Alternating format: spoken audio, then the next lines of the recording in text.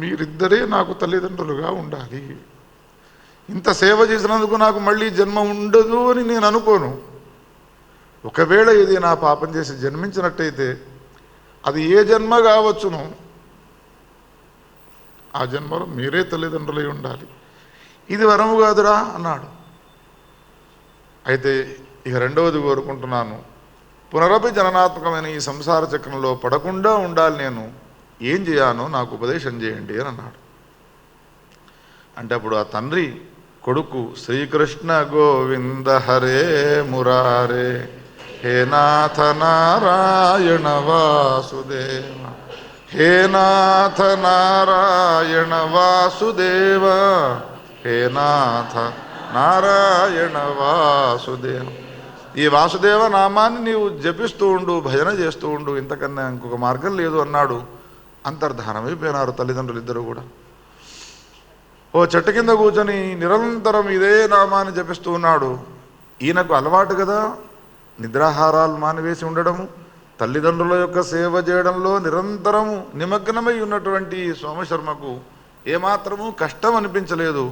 ఎక్కడికి వెళ్లకుండా స్నానదానాలను కూడా వదిలిపెట్టినటువంటి వాడు శ్రీకృష్ణ గోవింద హరే మురారే హే నాథ నారాయణ వాసుదేవ, హే నాథ నారాయణ వాసుదేవ, హే నాథ. ఇంతలో ఏమైపోయినది, కొంతకాలంలోనే భగవన్నామాన్ని గట్టిగా అనేవాడు లోపల అనుకోవడం ప్రారంభించాడు. సమీపానికి కొంతమంది రాక్షసులు వచ్చినారు. భయంకరమైనటువంటి పరస్పరం యుద్ధం చేస్తున్నారు. కోలాహలం జరుగుతున్నది. కళ్ళు తెరిచి చూసినాడు. వీడెవడో ఇక్కడ తపస్సు చేసుకుంటూ ఉన్నట్టుగా ఉన్నాడు అని భావించి పరిగెత్తుకుంటూ వచ్చినటువంటి ఆ రాక్షసులు వీడిని చంపి పారేసినారు. సోమశర్మ భయంకరమైనటువంటి మరణం వచ్చినది.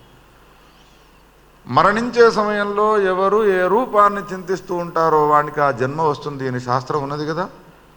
ఈ రాక్షసులు తనను చంపడానికి రాగానే చస్తూ ఉన్నటువంటి వీడు రాక్షసుల యొక్క భయాన్ని పొందినటువంటి వాడు మరణించినాడు.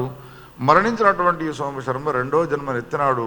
ఆ ఎత్తినటువంటి రెండవ జన్మనే ప్రహ్లాదుని యొక్క జన్మ.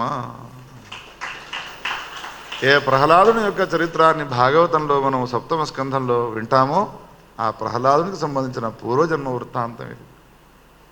ప్రహ్లాదా నీకేం వరం కావాలనో కోరుకోరా అన్నాడు నరసింహస్వామి. తెలుసో తెలియకనో నా తండ్రి గారు నీకు సంబంధించిన నిందను చేసినాడు, ఆ అపరాధాన్ని మన్నించు, క్షమించు అని ప్రార్థన చేసినాడు. అందుకని నేను పదే పదే చెప్పేదల్లా ఒక్కటే, భాగవతం మూల గ్రంథమైతే మిగతా పురాణాలన్నీ కూడా దానికి వ్యాఖ్యానభూతములైనటువంటివి. శ్రీకృష్ణ గోవింద హరే మురారే హే నాథ నారాయణ వాసుదేవ, హే నాథ హే నాథ నారాయణ వాసుదేవ.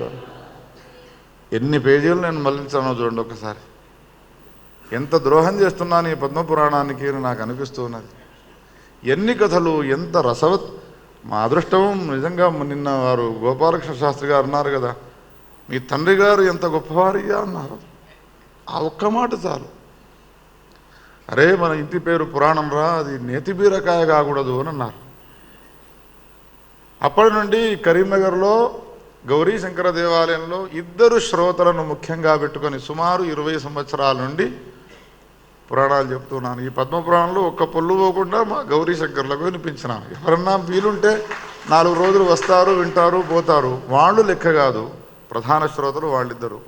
గురువుగారు కూడా అదే విన్నవించుకున్నాను. స్వామి నాకు 2 శ్రోతలు దొరికినారు, లోపల లింగ రూపంలో ఆయన ఉంటాడు, గౌరీదేవి ఉంటుంది, ఇద్దరికి నేను చెప్పినాను అని చాలా సంతోషపడ్డారు స్వామివారు. ఈ పద్మపురాణంలో 3 తీర్థాలను గురించి వర్ణించినాడు. అసలు తీర్థాలు ఎన్ని ఉంటాయో చెప్పండి. రాముడి దగ్గరికి వస్తే రామతీర్థం ఉంటుంది, శివుని దగ్గరికి వెళితే శివుని తీర్థం ఉంటుంది. కానీ ఆ తీర్థములు 3 అని వివరించలే. 3 తీర్థాలు ఏవి అనంటే, ఒకటి గురుతీర్థము, రెండవది పితృతీర్థము, మూడవది భార్యాతీర్థము అన్నాడు. భార్యాతీర్థము. గొప్పనైనటువంటి వస్తువును తీర్థం అనే పేరుతో పిలుస్తారు లోకంలో. గురువుగారు గొప్పవాడు కాబట్టి గురువును ఉపాసించి ఎవరెవరు ఏ విధమైనటువంటి రీతిలో సద్గతిని పొందినారు అనేటువంటి కథలను చెప్పుతూ గురుతీర్థ మహాత్మ్యాన్నంతా వివరిస్తాడు కొన్ని అధ్యాయాల వరకు. తల్లిదండ్రులను ఉపాసించి ఎంతమంది లోకంలో ఈ సంసారాన్ని దాటి బయటపడ్డారు అనేటువంటి వివరించడానికి పితృతీర్థాన్ని గురించి వర్ణిస్తాడు. తర్వాత తీర్థం ఏది? ఇప్పుడు ఇవి చెప్పినట్టుగా అది చెప్తాను అని అనుకుంటున్నారా? భార్యను ఉపాసించి అనడానికి వీల్లేదు. పతివ్రత శిరోమణి అయినటువంటి భార్యను పొందినటువంటి భర్త దివ్యాతి దివ్యమైనటువంటి మోక్షానికి కూడా వాడు వెళ్ళడానికి వెనక ముందులుగాడు. అందుకని భార్యా తీర్థాన్ని గురించి ప్రత్యేకంగా ఈ పురాణంలో ఎంతోమంది పతివ్రతలకు సంబంధించినటువంటి కథలను ఈ సందర్భంలో చెప్పినాడు. ఒక్కళ్ళు ఇద్దరుగా ఎంతోమంది పతివ్రతలకు సంబంధించిన కథలు చెప్పినాడు. ఈ మాటలు చెప్పి ముందటి కథలు చెప్పడానికి వెళుతుంటే మీకేమనిపిస్తూ ఉంటుంది? వింటే పద్మపురాణమే వినాలి అని అనిపించేట్టుగా రాస్తాడు వ్యాస భగవానుడు. ఈ 3 తీర్థాల యొక్క మహిమను చెప్పే సందర్భంలో ఈ భార్యా తీర్థాన్ని గురించి 2 మాటలు చెప్పుకుందాం. మనం చూస్తూ ఉండగానే 8:30 అయిపోతూనే ఉన్నది. ఈ గడియారం చాలా వేగంగా ఉన్నదో ఏమో. నా గడియారేమో కొంచెం వెనకబడ్డది, దాంట్లో ఇప్పుడు 7 అవుతున్నది. ఈ గడియారం చాలా వేగంగా ఉంది. ఒకడు వివాహం చేసుకున్నాడు. చేసుకున్న తర్వాత అతనికి ఆధ్యాత్మిక శక్తి బాగా ఇష్టము బాగా ఉన్నది. ఆధ్యాత్మిక సత్సంగాల్లో పాల్గొంటూ ఉంటాడు, యజ్ఞాగాది క్రతువుల్లో పాల్గొంటూ ఉంటాడు. సరే, వివాహం చేసుకున్నటువంటి వాడికి భార్య ఏమి ఇబ్బంది పెట్టడం లేదు. ఒకనాడు ఏమైనది, సత్సంగం అవుతున్న సమయంలో అందరం కలిసి మనం ఉత్తర యాత్రలకు వెళదాము అనే నిశ్చయం చేసుకున్నారు. భార్య సమీపానికి వచ్చి భార్యతో అన్నాడు, ఏమే నేను సత్సంగానికి వెళ్ళినాను, వెళితే అందరూ కూడా కలిసి ఉత్తరయాత్రలు చేద్దాము అని అన్నారు. నేను ఉత్తరయాత్రలు చేసి వస్తాను. కొత్తగా పెళ్ళైనటువంటి సమయం. అప్పుడు అమ్మాయి అన్నది, నేను కూడా మీతో పాటు వస్తానండి అంటే అప్పుడు ఆయన అన్నాడు, నీది చాలా మృదులమైనటువంటి శరీరం, శుతిమెత్తరైనటువంటి శరీరం. వెళ్ళే సమయంలో మార్గంలో రాళ్ళు ఉంటాయి, ముళ్ళుంటాయి, ప్రయాణం చాలా కఠినమై ఉంటుంది. నీ శరీరం అంతా కూడా శుష్కించిపోతుంది, చాలా నీవు చెడిపోతావు.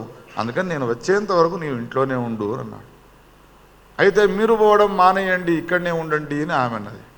అప్పుడు భావాన్ని తెలుసుకున్నాడు. ఈ భార్య అయితే నాతోని వస్తా ఉంటుంది, లేకపోతే నన్నైనా ప్రయాణం మానించాలి అనేటువంటి ప్రయత్నంలో ఉన్నది అని భావించి ఏం చేసినాడు, రాత్రిపూట మామూలుగా మాట్లాడినాడు, భోజనాలు అవన్నీ చేసినారు.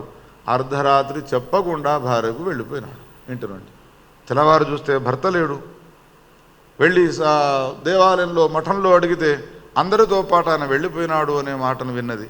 ఎక్కడికి వెళ్ళాలి, ఏం చేయాలి తోచక పతివ్రత ధర్మాలు ఏవైతే ఉన్నాయో ఆ ధర్మాలను తూచా తప్పకుండా పాటిస్తూ ఇంట్లో కాలక్షేపం చేస్తున్నది. పతివ్రత ధర్మాలు ఏమిటి? ఆ సందర్భంలో ఆమె సమీపానికి వచ్చి ఎంతమంది ఎగేసే వాళ్ళుండి ఏ మాటలు అంటూ ఉంటే ఎంతమంది పతివ్రతల యొక్క కథలు ఆమె చెప్పి తన యొక్క ధర్మాన్ని నిలబెట్టుకున్నది అనేటువంటిది చాలా సుందరంగా వర్ణించినాడు. కథ చెప్పాలి అని అంటే వ్యాసుడే చెప్పాలి, ఇంకెవరు కూడా చెప్పలేరు. యాత్రలన్నీ తిరిగినాడు. కాశీ, గయా, ప్రయాగ మొదలైనటువంటివన్నీ తిరిగినాడు. ఇంటికి వచ్చినాడు, చేరుకున్నాడు. చాలా సంతోషపడ్డది. ఎదురుగా వెళ్ళి ఆమె దేవాలయం, వెనకటి కాలంలో కాశీకి పోయి వచ్చిన వాళ్ళు ఒక దేవాలయంలో దిగితే మేళతాళాలతో ఇంటికి తీసుకువచ్చుకునేవాళ్ళు. ఇంటికి వస్తున్న సమయంలో ఈ వెళ్ళినటువంటి భర్త ఉన్నాడో ఆ భర్తకు ఇంటి పైన పితరులంతా ఆకళ్లతో కూడుకుని, అయ్యో మా ఆకళ్ళు ఆరలేదు, మాకు దాహం వేస్తూ ఉన్నది అని అంటూ ఉన్నారు. వెళ్ళినటువంటి వైశ్యుడు పైకి చూచి, ఏ పితృదేవతలారా, మీకు అందరికీ గయకు వెళ్ళి నేను శ్రాద్ధం పెట్టలేదా? కాశీకి వెళ్ళి మీకు పిండ ప్రదానం చేయలేదా? ప్రయాగలో మీ గురించి నేను తర్పణాలు వదలలేదా? ఎందుకు ఇంకా ఆకళ్లతో మీరున్నారు అంటే వాళ్ళు ఒకటే మాట అన్నారు, వెళ్ళే సమయంలో నీ ఒక్కడవు వెళ్ళినావు, అందుకని గయలో ప్రయాగలో నువ్వు పెట్టినటువంటి అన్నం పెట్టినా అది మాకు అందనే లేదు. మరి మీ ఆకలి తీరాలంటే ఏం చేయాలి అని అంటే, ఇక్కడ నీ భార్య ఉన్నది, నీ భార్యతో కూడుకుని శ్రాద్ధం చేయి, మేమంతా వెళ్ళిపోతాం, అప్పటిదాకా వెళ్ళము అని అన్నారు. అప్పుడు ఇంటికి వచ్చినటువంటి ఆ భర్త భార్యతో కూడుకున్నటువంటి వాడే ఆమె వండినటువంటి వంటను తీసుకుని శ్రాద్ధం చేయగానే తృప్తిని పొంది పితరులు వెళుతూ ఉంటే అడిగినాడు, ఏమయ్యా తృప్తి అయినదా అంటే, ఇంటిలో నీవు భార్యతో సహా పెట్టినటువంటి ఈ శ్రాద్ధము మాకు గయలో పెట్టిన శ్రాద్ధముతో సమానమైనది, ఇంటిలో నీవు పెట్టినటువంటి ఈ శ్రాద్ధము మాకు ప్రయాగలో పెట్టినటువంటి శ్రాద్ధముతో సమానమైనది. ఇక నీవు యాత్రలకు వెళ్ళాల్సిన అవసరం లేదయ్యా, పతివ్రతా శిరోమణినటువంటి నీ భార్యతో సహా ఇక్కడే ఉండు, ఇక్కడే అన్ని తీర్థాలున్నాయి, ఇక్కడే అన్ని ధర్మాలున్నాయి, ఇక్కడే అన్ని క్షేత్రాలున్నాయనే మాటలంటూ ఆశీర్వచనం చేసి వెళ్ళినారు. ఎత్ర నార్యస్తు పూజ్యంతే రమంతే తత్ర దేవతా. ఒక స్త్రీని కించపరిచే మాటలు ఎప్పుడు కూడా వ్యాస భగవానుడు ఆడడు. ఒక స్త్రీని ఎంత గౌరవించానో మనకు గట్టిగా చెబుతాడు. అక్కడ మా ప్రాంతంలో ఒక అమ్మవారి దేవాలయం ఉన్నది, దుర్గా భవానీ ఆలయం అని పెద్ద గడిలో నిర్మాణం చేసినారు. ఇంతెత్తు ఉంటుంది విగ్రహం. ప్రతి సంవత్సరము కుంకుమ పూజలకు కూర్చుంటారు. ఏవైనా 2 మాటలు చెప్పండి అంటే ఆడవాళ్ళకు చెప్పే మాటలు చెప్పి, మీరంతా కూడా భర్తలు ఎందుకు గౌరవం ఉండాలి అది ఇదేంటి పతివ్రత ధర్మాలు చెప్తే, ఒకనాడు ఒక మహిళ లేసినది, ఏమయ్యా ఏమైనా పతివ్రతలమైనా మాకే ధర్మాలు ఉంటాయి కానీ భర్తలకు ధర్మాలు ఉండయా అడిగిన. ఇంత సాక్షాత్తుగా పుష్టవే గారు అన్నానమ్మా, వచ్చే సంవత్సరం మళ్ళీ వార్షికోత్సవానికి వస్తాను, మీరు పూజల్లో కూర్చోకండి, మీ భర్తలను కూర్చున్నబెట్టండి. వ్యాసుడు వాళ్ళకు కూడా కథలు రాసినాడు. భార్యా తీర్థము చాలా శ్రేష్టమైన ఎన్నో కథలు ఉన్నాయి, చెబుతాను అన్న. వ్యాస భగవానుడు కేవలం ఒక్కరిని ఉద్దేశించి కాదు ధర్మాలు చెప్పినది, జగత్తులో ఉన్నటువంటి సకల మానవాళిని ఉద్దేశించి తాను ఈ కథలను అన్నిటి కూడా వర్ణించి చెప్పినాడు. వ్యాస భగవానుడు ఆయనకు ఆయననే సాటి ఇంకెవరు కూడా కాదు. కృష్ణుడికి సంబంధించిన కథ ఎంత రమ్యంగా ఉన్నదో. కృష్ణుడు పుట్టినాడు బృందావన సమీపంలో రాధాదేవి కూడా జన్మించి ఉంటుంది అని భావించి నారదుడు ప్రయాణమే వెళ్ళినాడు. వెళుతూ ఉంటే, ఏమయ్యా మీ ఇంట్లో ఎవరైనా ఆడవాళ్ళు పుట్టినారా? లేదు, మా ఇంట్లో అందరూ మగవాళ్ళే ఉన్నారు అని చెప్తున్నారు. 1కి 10 ఇండ్లు తిరిగినాడు. వృషభాను అనేటువంటి పేరు గల వానికి మాత్రం ఒక అమ్మాయి పుట్టినది అనే మాటను విన్నాడు. ఆ ఇంటికి వెళ్ళి అడిగినాడు, ఏమమ్మా మీ ఇంట్లో ఎవరైనా ఆడే అమ్మాయి పుట్టినదా, మీ కూతురు పుట్టినదా అని అంటే, పుట్టినది కానీ ఏం ప్రయోజనం అయ్యా, ఒక జీవోత్సవం వలె పడి ఉన్నది. చన్ను నోట్లో పెట్టినా పాలు తాగడం లేదు, పోనీ మరణిస్తుందా అంటే చావడం లేదు. అటువంటి దాన్ని ఒక అమ్మాయి మాకు పుట్టిన సంతోషం లేదు, మాకు ఒక నామకరణము చేయలేదు, మేమేమీ చేయకుండా నిర్విణులమై ఉన్నాము అని అంటే, ఓ అయితే ఆమెనే ఈమె అని అనుకున్నాడు. ఒక్కసారి నాకు చూపెడతారు ఆమెను. ప్రసూతి ఆగారంలోకి తీసుకువెళ్ళినారు నారదుల వారిని. ఆ దివ్యమంగళ రూపాన్ని చూసినాడు. అయ్యా వృషభాను, కీర్తి, ఒక్కసారి మీరు నాకు ఏకాంతాన్ని ఆమెతో మాట్లాడే అవకాశం ఇప్పించండి, ఏమైనా మార్పు రావచ్చునేమో ప్రయత్నం చేస్తాను. అందరూ వెళ్ళిపోయినారు. తలుపులు వేసినాడు. వచ్చి ఆమెను చూస్తూ ఉంటే అనంతకోటి బ్రహ్మాండ జనని భగవతి రాజరాజేశ్వరి ఆమె తనకు సంబంధించినటువంటి స్వరూపాన్ని చూపదలుచుకున్నది. కానీ ఎట్టా చూపుతుంది? ఆమెలో అటువంటి వాత్సల్యము నారదునికి కలిగింపజేయాలి అని చెప్పారంటే, నారదుడు ఏదైనా ఒక మంత్రాన్ని చదవాలి, ఏదైనా ఒక ప్రయోగాన్ని చేయాలి, ఏదైనా ఒక అనుష్ఠానాన్ని చేయాలి.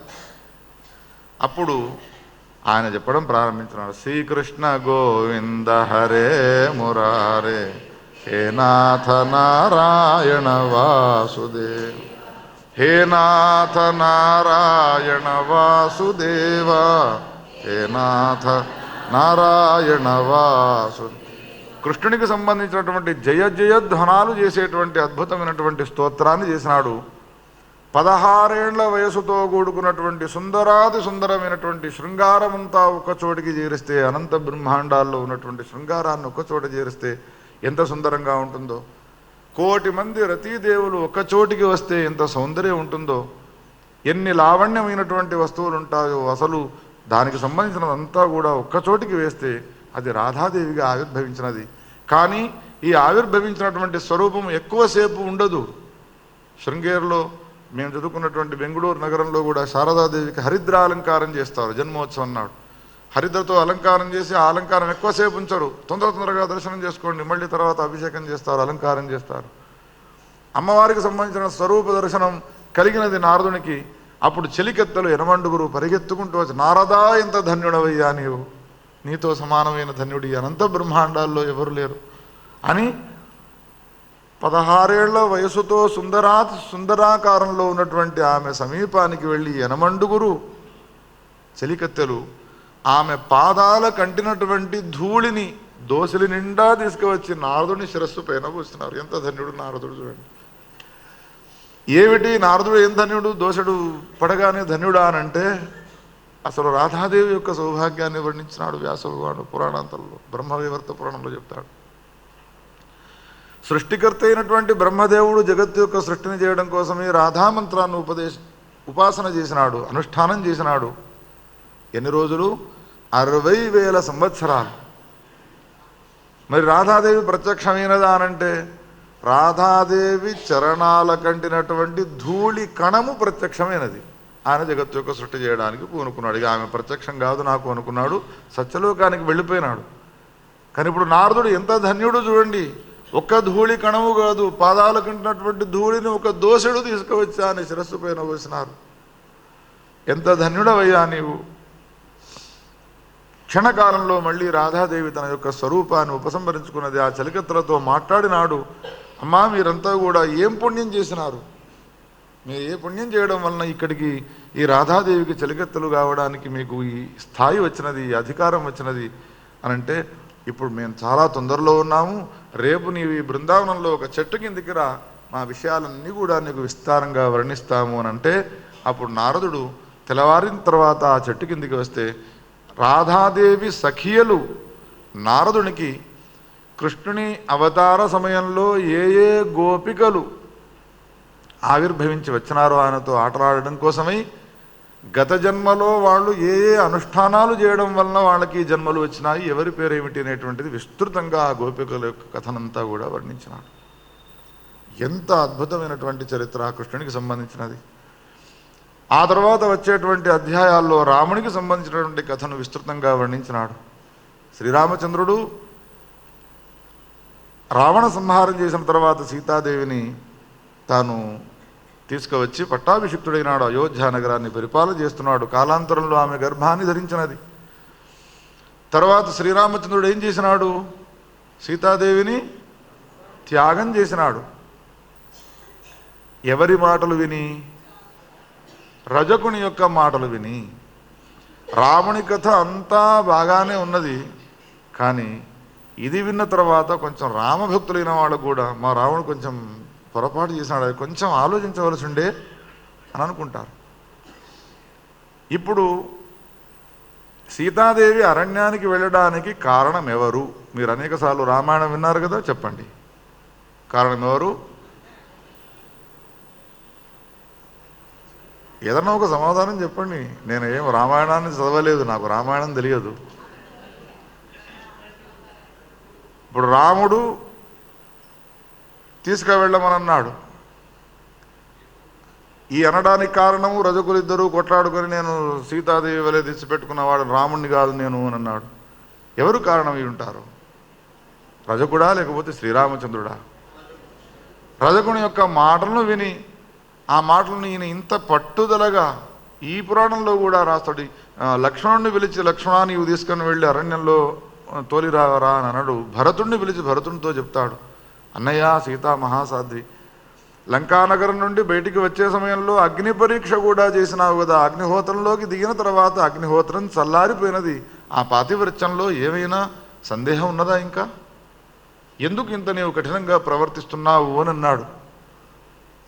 అంటే అప్పుడు రామచంద్రుడు ఏం చేసినాడు? బాగా మెరిసిపోతున్నటువంటి కరవాలాన్ని చేతిలో పెట్టినాడు. అరే భరత, అయితే నీవు సీతాదేవిని అరణ్యంలో వదిలిపెట్టు, లేకపోతే నా శిరచ్ఛేదం చేయి అని అన్నాడు శ్రీరామచంద్రుడు. ఎంత పెద్ద పరీక్ష భరతునికి! కళ్ళ వెంబడి అశ్రుధారలు గార్చుకున్నాడు. ఎందుకు రామునికి ఇంత పట్టుదల ఏర్పడ్డది? ఇప్పుడు మీరంతా ఏమన్నారు? చాకలివాడు చాకలివాడు శ్రీరామచంద్రుడు అని కొంతమంది అన్నారు. పద్మపురాణంలో ఒక మాట చెప్పినాడు. సీతాదేవి ఇంకా చిన్నతనంలో ఆటలు ఆడుకుంటూ ఉన్నది చలికత్తెలతో. వనంలోకి వెళ్ళిన తర్వాత వనంలో పూలను కోస్తూ ఉన్నది. అప్పుడు 2 చిలుకలు వచ్చి వాలినాయి చెట్టు పైన. చాలా సుందరంగా ఉన్నాయి. ఆ చిలుకలు మాటలు నేర్చుకున్నాయి. శ్రీరామ జయ రామ జయ జయ రామ, శ్రీరామ జయ రామ. సీతాదేవికి ఆశ్చర్యం కలిగినది. ఏంటి రామరామ అంటున్నాయి అని చెప్పి చిలకల దగ్గరికి వెళ్ళే వరకు ఇంకా అవి కొన్ని మాటలు అంటూ ఉన్నాయి. ఏమంటూ ఉన్నాయి అంటే వాడికి కొన్ని శ్లోకాలు వచ్చును, కొన్ని పాటలు వచ్చును, అవన్నీ చదువుతూ ఉన్నాయి. అయోధ్యను పరిపాలించేటువంటి దశరథ మహారాజు గారికి నలుగురు కొడుకులున్నారు. అందులో శ్రీరామచంద్రుడు చాలా గొప్పనటువంటి వాడు అని ప్రారంభించి రేపో మాపో విశ్వామిత్రుడు జనకరాజు గారి యొక్క ఆస్థానానికి తీసుకువస్తాడు. జనక మహారాజు గారి పుత్రికి అయినటువంటి సీతాదేవికి ఇచ్చి శ్రీరామచంద్రుడు వివాహం చేస్తారు, లేదా రామునికి సీతాదేవినిచ్చి వివాహం చేస్తారు. సీతారాముల కళ్యాణాన్ని మేము చూస్తాము అనేటువంటి ఈ మాటలు అంటూ ఉంటే ఆశ్చర్యమైనది. చిలకల సమీపానికి పరిగెత్తుకుంటూ వెళ్ళి గట్టిగా పట్టుకున్నది 2 చిలకలను. పట్టుకున్న తర్వాత ఆ చిలకలను అడుగుతున్నది, రాముడెవరు, ఆయన ఏ రాజ్యాన్ని పరిపాలిస్తాడు, ఆయనకు ఉండేటువంటి లావణ్య సౌందర్యాలు ఏమిటి అని అడిగితే అన్నీ పూసగుచ్చినట్లు చెప్పినాయి. ఆజానుబాహుమరవింద దళాయతాక్షం. అద్భుతమైనటువంటి శ్లోకాలను ఈ సందర్భంలో వర్ణించినాడు వ్యాస భగవానుడు. శ్రీరామచంద్రుడు చాలా సుందరమైనటువంటి శరీరం గలవాడు, పుంసాం మోహన రూపుడు వర్ణించగానే అప్పుడు సీతాదేవికి సందేహం కలిగి ఇవన్నీ మీకెట్టా తెలిసినయ్యా అని అడిగితే ఆ చిలుకలు ఏమన్నాయి అంటే మేము అరణ్యాల్లో సంచారం చేస్తూ ఉండగా వాల్మీకి ఆశ్రమంలో ఎప్పుడూ వాలుతూ ఉంటాము. అక్కడ వాల్మీకి తన శిష్యులకు రాముడికి సంబంధించినటువంటి కథనంతా చెప్పుతూ ఉండగా విన్నాము. మేము రాముడిని చూడలేదు, కానీ చూసినట్టుగానే చెప్పినారు వీళ్ళు, ఈ ఇద్దరు కూడా చిలుకలు. అయితే నీవెవరు అని అడిగినారు ఈ చిలుకలు. అప్పుడు సీతాదేవి అన్నది, ఏ రామచంద్రుడు సీతాదేవిని వివాహం చేసుకుంటాడు జనకనందిని అని అన్నారో ఆ జనకనందిని అనేటువంటి సీతాదేవిని నేనే అని. అబ్బా, సీతాదేవి నీవేనా? రాముని దర్శనం కాలేదు కానీ సీతాదేవి దర్శనమైనది. చిలుకలకు సీతాదేవి దర్శనం ఎందుకైనది అనంటే ఎప్పటికీ నిరంతరము రామకథను వింటూ శ్రీరామ జయ రామ జయ జయ రామ అని అంటూ ఉన్నాయి కాబట్టి సీతాదేవి దర్శనం అయిపోయినది. ఒక ప్రక్రియా విధానం ఉన్నది. వ్యాసభగవానుడు పురాణాల్లో చాలా చమత్కారాలు చేస్తాడు, అవకాశం ఎక్క లేదు కదా మనకు. అప్పుడు సీతాదేవి ఏం చేసినది, పట్టుకున్నటువంటి ఆ 2 చిలుకలను కూడా వదిలిపెట్టను అని అన్నది. అమ్మా, మేము అరణ్యాల్లో సంచారం చేసేటువంటి వాళ్ళం, మీరు ఏం చేస్తారు, పంజరంలో వేస్తారు, పంజరంలో ఉంటే మాకు విసుగ్గా ఉంటుంది, వదిలిపెట్టు అనంటే లేదు లేదు, మీరన్న మాటలు నిజమవుతాయా కావా చూడాలి. నేను అయోధ్యాధిపతి అయిన దశరథ మహారాజు గారి కొడుకు ఇంత సుందరాంగుడు నన్ను పెళ్లి చేసుకుంటాడా లేదా చూడాలి. మీకు నేను ఏమి ఇబ్బంది పెట్టను, అన్ని రకాల వసతులు ఏర్పాటు చేస్తాను, మీరు ఏ ఆహారం తింటే ఆహారం మీకు వేస్తాను అని అన్నది. ఎంత ఆహారం వేసినా బంగారముతో తయారు చేసిన పంజరాన్ని ఉంచిన మాకు అరణ్యాల్లో చెట్లపైన ఉన్నటువంటి ఆనందానుభూతి కలగదు. మేము పక్షులమమ్మా, వెళ్ళిపోతాం, వదిలిపెట్టు. వదలదు. ఇంకో కారణం చెప్పినాడు, పురుష రూపంలో ఉన్నటువంటి చిలుక ఇది గర్భవతి అయి ఉన్నదమ్మా.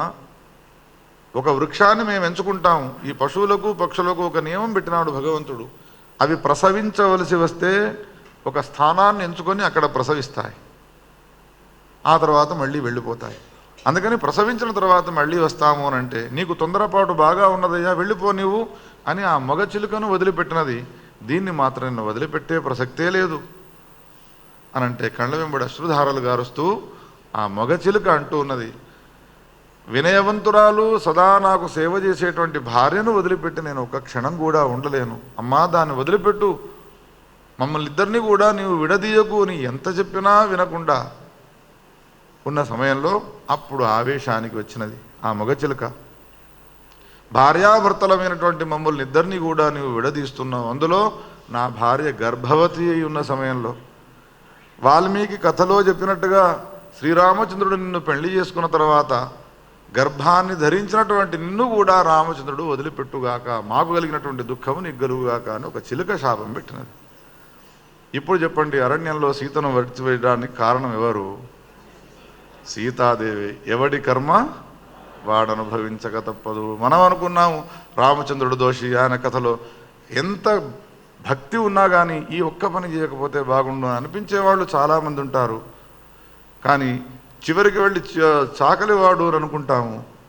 కానీ పరిస్థితి ఏమైపోయినది అంటే ఇంకా కొంచెం ముందుకు కథం రాస్తూ వ్యాస భగవానుడు ఏం చేసినాడు అని అంటే, ఏ చిలుకను తన భార్య అయినటువంటి చిలుక లేకుండా తాను వెళ్ళడానికి ఇచ్చగించలేదో సమీపంలో ఉన్నటువంటి ఒక సరస్సులో పడ్డాడు, ప్రాణత్యాగం చేసినాడు.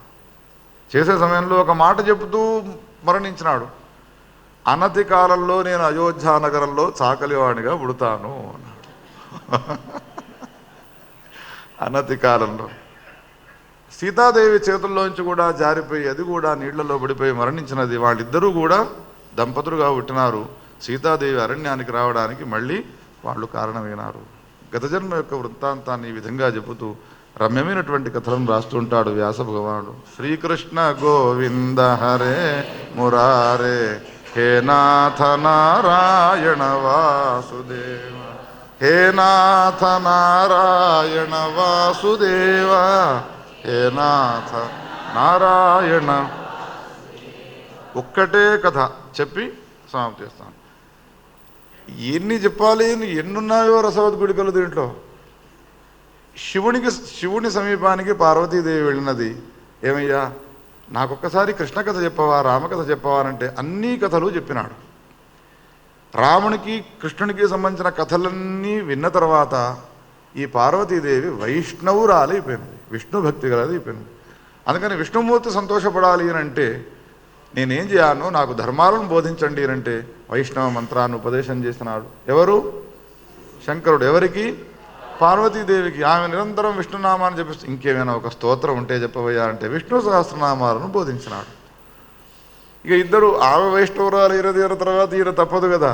ఏకాదశి నాడు ఉపవాసం ఉంటారు, రామనవమి ఉపవాసం ఉంటారు, కృష్ణాష్టమి, ఎన్ని విష్ణుమూర్తికి సంబంధించిన పండుగలు ఉంటాయో అవన్నీ చేసుకుంటూ ఉంటారు కైలాసంలో. ఏకాదశి ఉపవాసం ఉండి ద్వాదశి నాడు భోజనం చేయాలి అని అంటే ఆకలి బాగా అవుతుంది. ఏకాదశి ఉపవాసం అంటే ఇవాళ తినకూడదు అని అంటే ఉపవాసం ఉంటారు. కానీ ద్వాదశి అనగానే ఎంత తొందరగా భోజనం చేయాలి అని అనుకుంటారు. పార్వతీదేవి రేపు ద్వాదశి తొందరగా వండవేనంటే తప్పకుండానండి అన్నది. వంట వండినది, అన్ని అనుష్ఠానాలు చేసుకున్నది, తులసమ్మ చెట్లో నీళ్లు పోసి వచ్చినది. వడ్డించవేనంటే స్వామి అన్నీ అయిపోయినాయి, ఒక్క విష్ణు సహస్రనామం మాత్రం పారాయణం. అమ్మ ఈ విష్ణు సహస్రనామం కాబట్టి 20 నిమిషాలు కావాలి. ఆకలితో ఉన్నప్పుడు అన్నం తింటేనే రుచిగా ఉంటుంది. ఆకలి చల్లారిపోయిన తిన్న తర్వాత తింటే ఏం ప్రయోజనమే? స్వామి మీరే చెప్పినారు కదా ఈ విష్ణు సహస్రనామం ప్రతిరోజు చదవాలి అని. అయ్యో నేను మర్చిపోయినాను. తొందర ఉన్న సమయంలో మొత్తం సహస్రనామాన్ని చదివే అవసరం లేదు. అందుకని దానికి ప్రతినిధిగా ఒకటి చెప్తాను వినవే. శ్రీరామ రామ రామేతి రమే రామే మనోరమే సహస్రనామ తత్తుల్యం రామనామవర. విష్ణు సహస్రనామంలో మీరు చదువుతారా లేదా? శివ ఉవాచ. ఆ శివుడు పార్వతీదేవి చెప్పినటువంటి ఈ మంత్రము ఈ పద్మపురాణంలోనిది.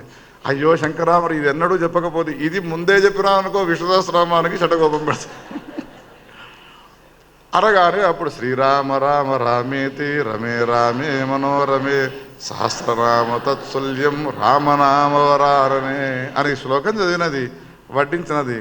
శంకరుడు భోంచేసి హాయిగా ఊపిరి పీల్చినాడు అనేటువంటి కథలు వర్ణిస్తాడు. గౌరీ శంకర భగవానికి, రాజా రామచంద్ర భగవానికి, గోపాలకృష్ణ భగవానికి, దశరథ నందన దశరథ నందన దశరథ నందన దాశరథే.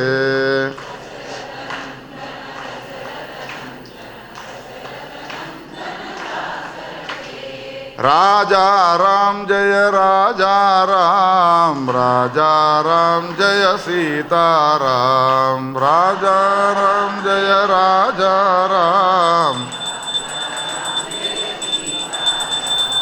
రామ రామ జయ రాజా రామ్, రామ రామ జయ సీతారాం, రామ రామ జయ రాజా రామ్, రామ రామ జయ సీతారాం, రామ రామ జయ సీతారాం, రామ రామ జయ సీతారాం. రాజా రామచంద్ర భగవానికి.